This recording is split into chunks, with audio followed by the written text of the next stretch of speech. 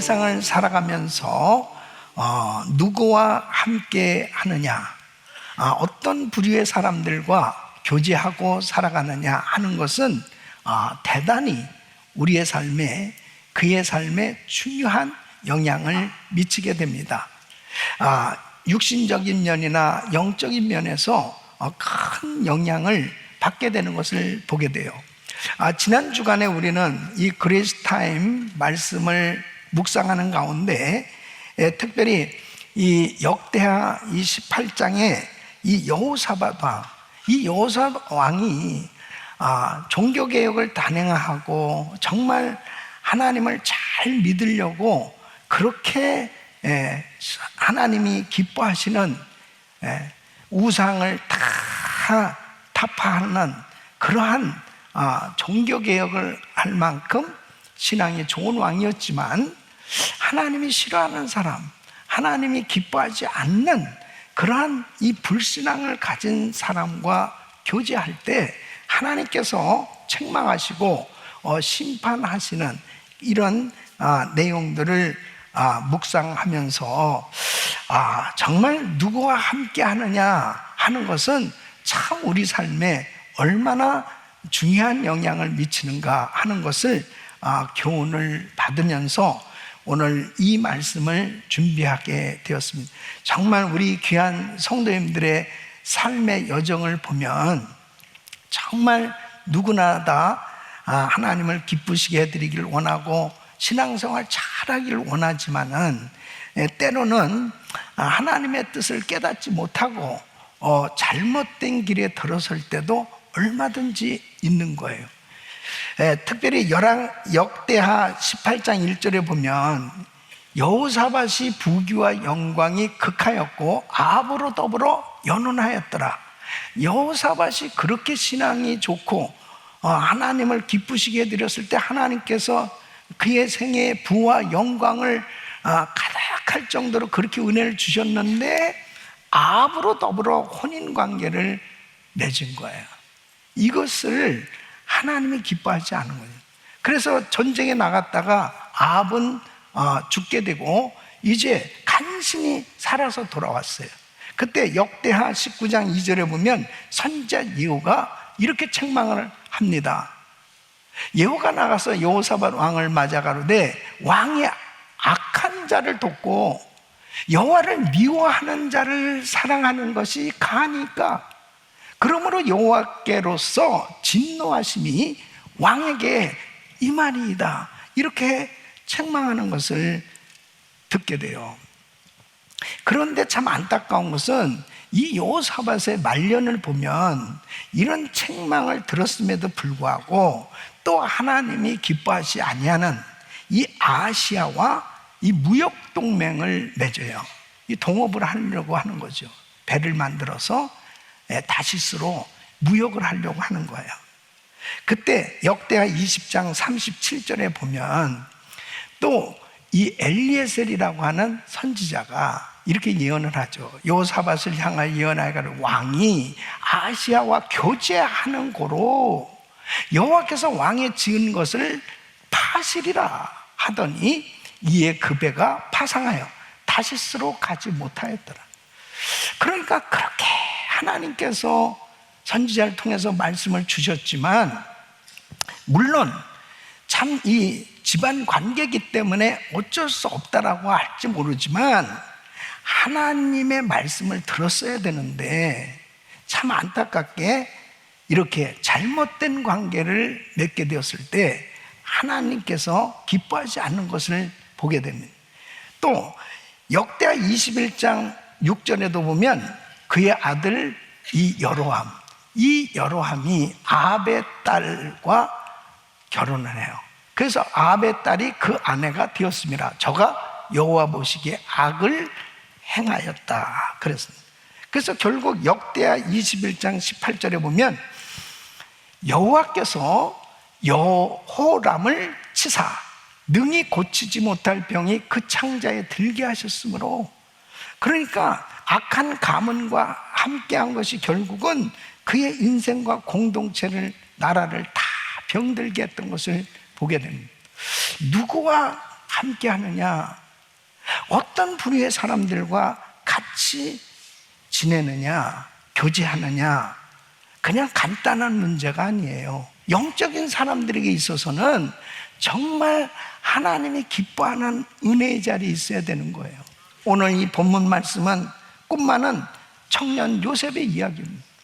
요셉은 여러 형제들 가운데 아버지에게 특별히 사랑을 받았어요. 채색 옷을 입고 아버지의 사랑을 받으며 꿈 많은 청년이었습니다.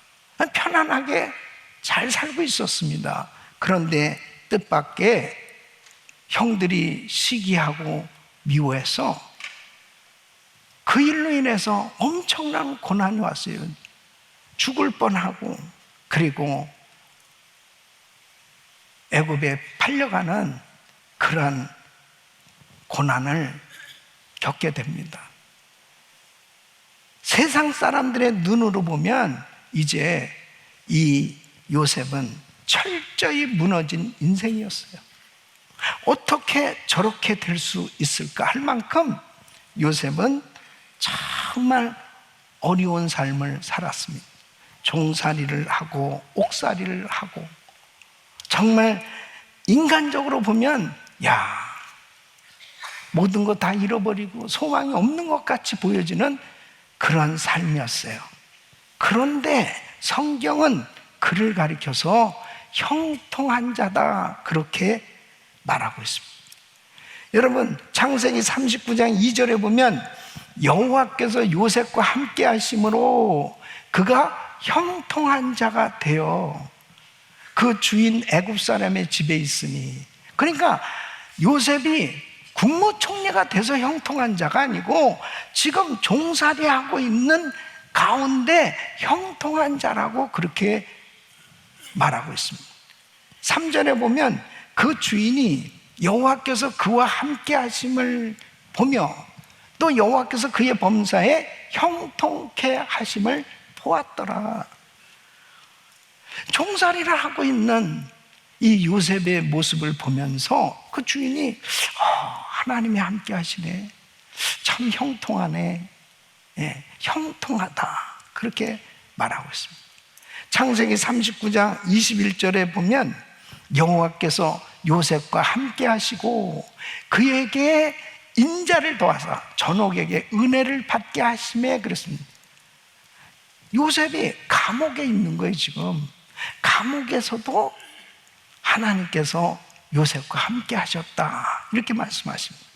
23절에 보면은 전옥은 그의 손에 맡긴 것을 무엇이든지 돌아보지 아니하였으니 이는 여호와께서 요셉과 함께 하심이라, 여호와께서 그의 범사에 형통케 하셨더라.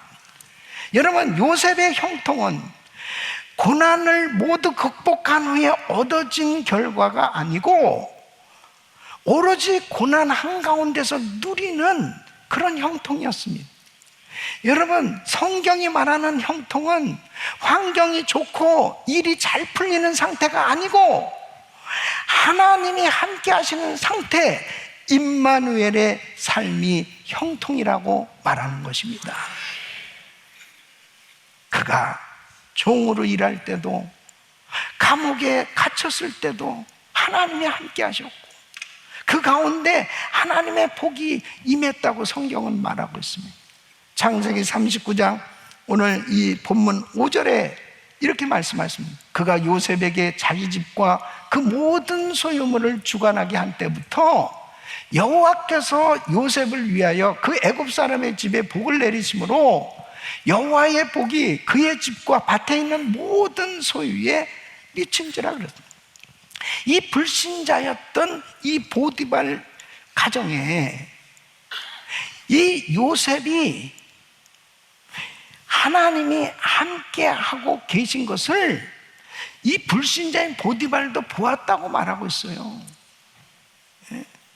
요셉이 하는 일마다 하나님께서 형통케 해주신 것은 바로 하나님의 사람이 그 고난 중에 형통할 수 있었던 그 이유가 무엇이냐? 하나님이 함께 하셨기 때문이다. 분명히 요셉은 지금 종살이하고 옥살이한 이 억울하게 감옥에 갇혀 있는 이 고난을 겪고 있지만 성경은 그를 형통한 자다 이렇게 부르고 있어요. 사랑하는 성도 여러분, 왜 형통한 자라고요? 여호와께서 함께 하시기 때문입니다.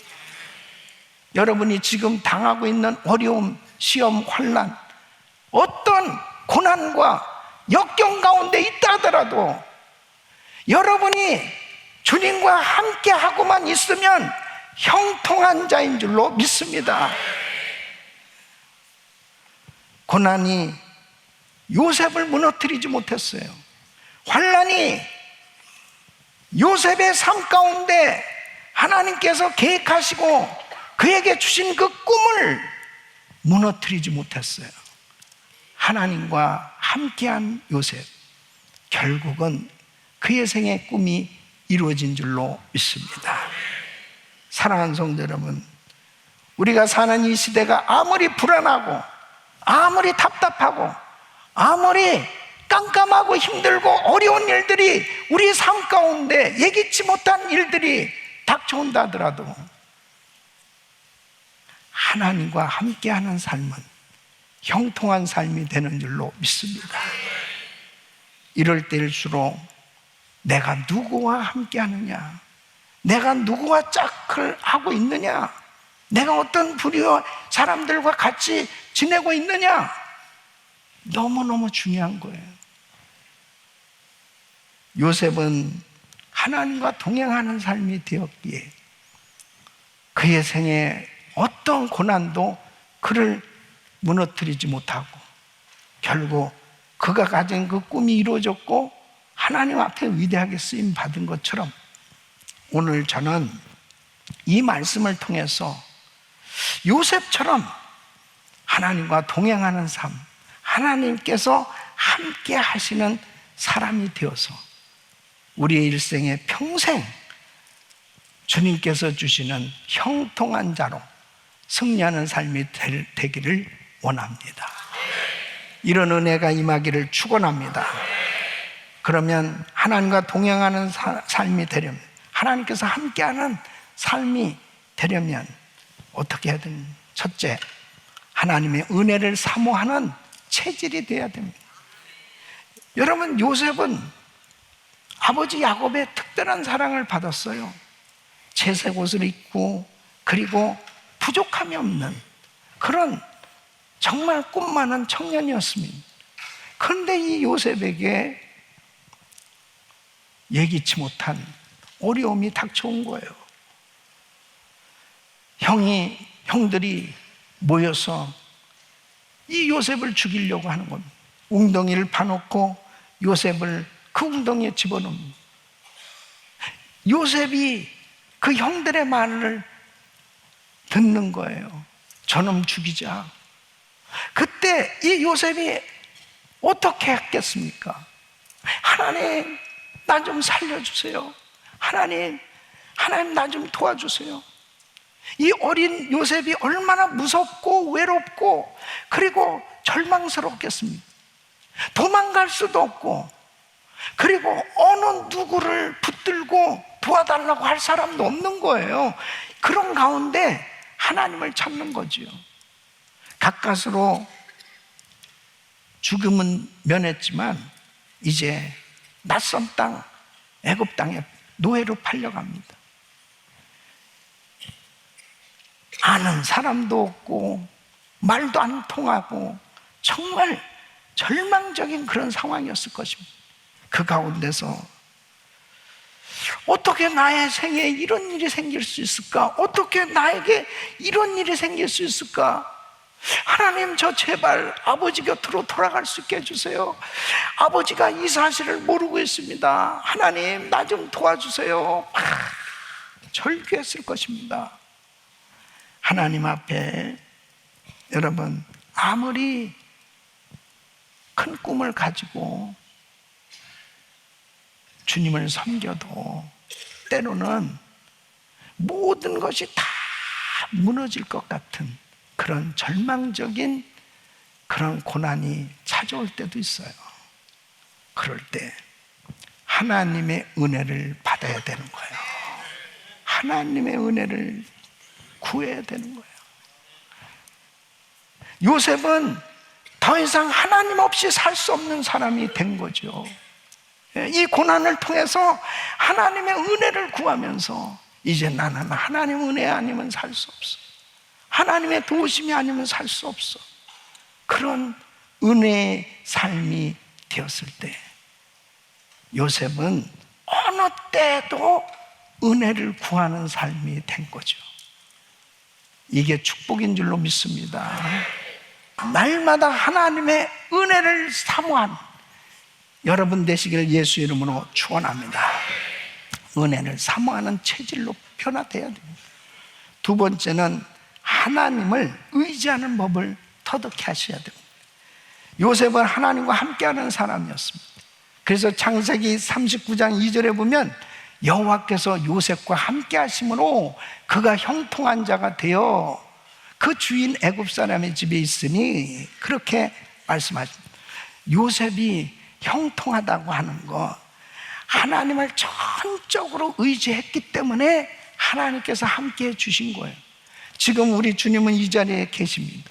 우리 주님께서 누구와 함께 하시겠어요? 바로 그분을 의지하는 그 사람에게 우리 주님이 함께 역사하신 줄로 믿습니다. 바로 이 요셉이 평소에는 몰랐어요. 그런데 웅덩이에 빠졌어요. 웅덩이에 빠져서 죽을 것 같았어요. 그때 요셉이 하나님을 찾은 거예요. 하나님을 의지한 거예요. 노예로 팔려갔을 때도 요셉은 하나님을 의지한 거예요. 그 하나님을 의지했다는 것은 뭐냐? 요셉이 자기 힘으로는 안 되고 하나님의 은혜를 의지해야만 내가 살 수 있다는 것을 깨달은 거죠. 사랑하는 성도 여러분, 하나님을 의지해 보세요. 형통한 삶 되는 줄로 믿습니다. 그러면 여러분이 정말 하나님을 의지하고 있는지 뭘로 알 수 있어요? 여러분이 하나님을 나는 의지하고 있다, 이것을 무엇으로 알 수 있느냐? 첫째는 말씀에 붙들려 사는 삶이에요. 예? 나는 말씀에 붙들려 살고 있는가? 이 말씀을 정말 깨닫고 순종하는 삶인가? 그것이 하나님을 의지하는 첫걸음이에요. 두 번째는 기도하는 삶이죠. 가장 하나님을 의지하는 실제적인 삶이 기도예요. 그래서 데살로니가전서 5장 17절에는 쉬지 말고 기도하라. 성령 안에서 무시로 기도하는 거예요. 어떤 환경 속에도 하나님께 물어보고 또 물어보고 하나님을 의지하는 삶. 세 번째는 감사하는 삶입니다. 데살로니가전서 5장 18절 보면 범사에 감사라, 이는 그리스도 예수 안에서 너희를 향하신 하나님의 뜻이니라. 여러분, 좋을 때 감사할 수 있어요. 잘 됐을 때 감사할 수 있어요. 응답받을 때 감사할 수 있어요. 그러나 다니엘처럼 사자굴에 들어가는 그 시험 가운데서도 감사할 수 있어야 바로 주님을 진짜 의지하는 거예요. 내가 원하는 대로 안 됐어도, 내가 정말 힘든 그런 상황에도 하나님 감사합니다. 여러분 입술에 감사가 떠나지 않기를 바랍니다. 네 번째는 찬양하는 삶이에요. 데살로니가전서 5장 16절 보면 항상 기뻐하라. 좋을 때만 찬양하는 것이 아니에요. 고난 중에도 찬양하고 환난 가운데서도 주님을 높이는 찬양을 드리고, 찬양이 내 입술에 붙어 있어야 돼요. 힘들고 어려워도 그리 아니하실지라도 하나님 괜찮아요. 나는 주님 한 분으로 만족합니다. 그 주님을 찬양할 수 있기를 바랍니다. 이게 정말 주님을 의지하는 삶이에요. 여러분 입술에 감사가 넘치고 찬양이 넘치고 기도가 넘치고, 그리고 하나님의 말씀에 순종이 되어질 수 있기를 예수 이름으로 축원합니다.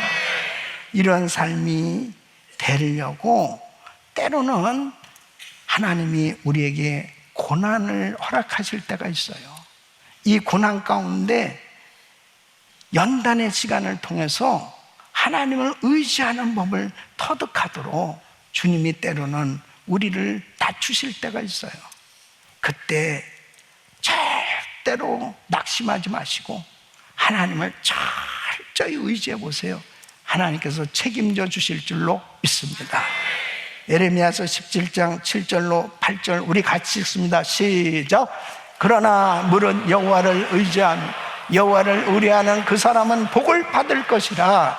그는 물가에 심기운 나무가 그 뿌리를 강변에 뻗치고 더위가 올지라도 두려워 아니하며 그 입이 청청하며 가무는 해에도 걱정이 없고 결실이 그치지 아니함 같으리라. 아멘.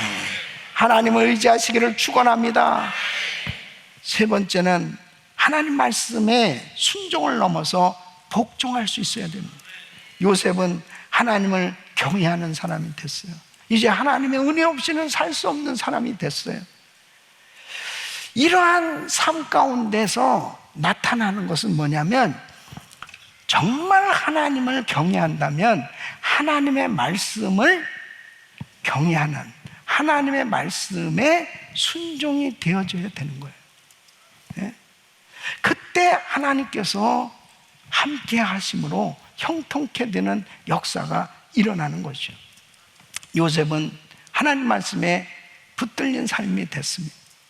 그것을 무엇으로 할 수 있냐면, 이제 보디발 가정에서 이 보디발로 하여금 인정을 받았어요. 가정 총무로 세워졌어요. 모든 재반 사무를 다 이 요셉에게 맡길 정도 시면을 얻게 됐습니다. 근데 어느 날부터 보디발의 아내가, 이 사모님이 자꾸 자기를 유혹하는 거예요.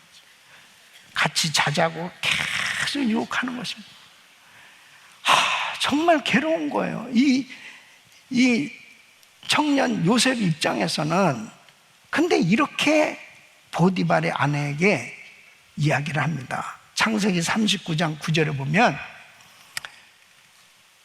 내가 어찌 이 큰 악을 행하여 하나님께 득죄하리까?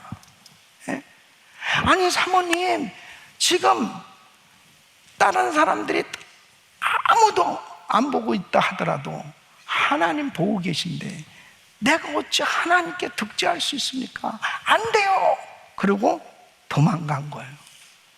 이게 승리입니다. 도망가야 돼요. 거기에서 사모님을 붙들고 상담을 하면 안 돼, 절대. 거기에서 무너지는 거야. 자꾸 눈이 왔다 갔다 눈이 마주치고 이러다 보면 시험이 되는 거예요. 예? 잘못된 거 아니에요, 그거? 하나님 다 보고 계신데. 예? 이럴 땐 도망가시길 바랍니다. 도망가야 돼. 절대 상담하면 안 돼. 근데 다윗은 왜 실패했느냐? 다윗은 이 옥상에서 왔다 갔다 하다가 어느 집을 보니까 여자가 빨개 벗고 목욕을 하고 있다면, 그러면 주여 이렇게 피해야 되는데 그걸 묵상하고 있었습니다. 그러니까 결국은 음란한 생각이 들어온 거죠. 그 결국 간음죄를 저질렀습니다. 뭐가 차이예요? 요셉은 피했습니다. 하나님의 말씀에 길들여지면, 말씀에 순종이 되어질 때 형통도 따라오는 줄 믿으시기 바랍니다. 그러면 정말 우리가 참 순종은 그래도 나름대로 할 수 있어요. 근데 복종은 뭐냐면, 하기 어려운 일을 순종하는 게 복종이에요. 이 복종의 본을 보이신 분이 우리 예수님인데, 빌립보서 2장 8절 보면, 사람의 모양으로 나타나셨으며 자기를 낮추시고 죽기까지 복종하셨으니 곧 십자가에 죽으십니다. 우리 예수님도 할 수만 있으면 이 잔을 지나가게 하옵소서. 정말 십자가에서 죽는 것은 어려운 일이었습니다. 그러나 내 원대로 마옵시고 아버지 원대로 되기를 원하나이다 하고 십자가에서 죽으셨어요. 이게 복종입니다. 주님이 그냥 할 수 있기 때문에 기뻐서 하신 게 아니에요. 정말 힘들었지만 어려운 일이지만 순종하신 거예요. 자, 그러면 우리가 복종해야 될 영역들이 있어요. 예. 그냥 넘어가면 안 돼. 이게 정말 하나님이 함께 하시는 사람으로 하나님이 우리를 쓰시기 원하시는데, 때로는 정말 너 이 말씀에 순종해야 돼. 이 순종이 너무 어려워요. 그래도 순종해야 되는 것이 복종이에요. 그러면 복종에 필요한 말씀이 뭐냐면, 첫째가 원수를 사랑하고 선대하는 거예요. 여러분, 누가복음 6장 35절 보면 오직 너희는 원수를 사랑하고 선대하며 그랬습니다. 여러분, 원수를 사랑하고 선대한다는 거 정말 어려운 일이에요. 쉽지 않아요. 그러나 하나님의 자녀들은 말씀에 순종해야 됩니다. 벌써 아멘이 없잖아요. 예? 갑자기 침묵이 흐르고 있습니다. 원수까지도 사랑하라는 거예요. 예. 그럴 때 형통이 따라오는 거예요. 형통. 두 번째는 비판하지 말고 정죄하지 말라는 거예요. 여러분, 누가복음 6장 37절, 비판하지 말라. 그리하면 너희가 비판을 받지 않을 것이요, 정죄하지 말라. 그리하면 너희가 정죄를 받지 않을 것이요. 여러분, 비판하고 싶을 때가 얼마나 많아요. 이 비판하고 있어. 비판. 그 비판해야 재밌잖아요. 비판. 근데 하지 말래요. 남을 정죄하고 싶을 때가 얼마나 있어요. 하지 말라니까. 주님이 하지 말라면 하지 말아요. 예? 그래야 형통이 따라온다고. 예? 세 번째는 용서하라. 여러분, 누가복음 6장 37절 보면 용서하라. 그리하면 너희가 용서를 받을 것이오. 용서하기가 얼마나 어렵습니까? 정말 힘들잖아요. 그런데 주님은 용서하래요. 그래야 너희도 용서를 받는다. 사랑하는 성도 여러분, 용서하시기 바랍니다. 용서. 네 번째는 주는 자가 되라는 것입니다. 누가복음 6장 38절 보면 주라. 그리하면 너희에게 줄 것이니 곧 후이되어 누르고 흔들어 넘치도록 하여 너희에게 안겨 주리라. 세상은 다 얻으려고만 해요. 그런데 주님은 주라고 말씀하시는, 주라. 그리하면 넘치도록 되돌려 주시겠다고 말씀하십니다. 우리 사랑하는 성도 여러분, 힘이 들어도 어려워도 하나님의 말씀이면 순종하실 수 있기를 바랍니다. 그래야 형통이 따라온다니까요. 그래야 지금은 고난이고 지금은 환난이고 지금은 어려운 것 같이 보여져도 하나님이 함께 하시면 결국은 요셉의 꿈이 이루어졌던 것처럼 여러분 생에 모든 것이 열려지고 하나님의 위대한 역사가 이루어질 줄로 믿습니다. 이렇게 힘들고 어려울 때일수록 더더욱 절대로 넓은 길, 쉬운 길, 그리고 하나님이 기뻐하지 않는 사람들과 동업하고 타협하고 그런 일 하지 말고 힘들고 어려워도 하나님 앞에 물어보고 또 물어보고, 그리고 엎드리는 자리, 은혜의 자리를 선택하고, 그리고 하나님 기뻐하시는 선택, 결정을 할 수 있다면 여러분의 삶은 요셉처럼 형통한 자 되어 하나님께 영광을 돌리는 위대한 삶 될 줄로 믿습니다. 우리 사랑하는 성도 여러분, 정말 하나님이 기뻐하는, 하나님과 동행하는, 하나님이 축복하시는 그런 은혜의 삶으로 하나님께 귀하게 쓰임받기를 예수 이름으로 축원합니다.